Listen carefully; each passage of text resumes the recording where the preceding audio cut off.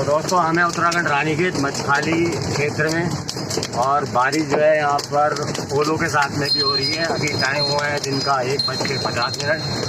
तो जो भी यात्री हैं या जो भी टूरिस्ट हैं जो ट्रैवल कर रहे हैं, थोड़ी देर के लिए जब तक मौसम साफ़ नहीं हो जाता तो ड्राइविंग करने से थोड़ा सा अवॉइड करें, थोड़ा सा अपना बचाव करें। और ज़्यादा भारी बारिश होती है या ओले ज़्यादा बड़े गिरने लगे तो गाड़ी साइड में लगा के थोड़ी देर के लिए आप वेट भी कर सकते हैं मौसम खुलने का। तो मम्मी चुपचाप से बैठी तो ऐसा है। और बाहर का आप देख सकते हैं मौसम।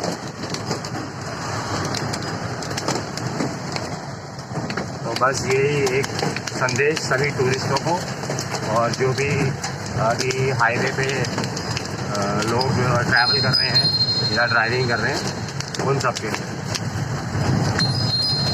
भारत माता की जय। जय।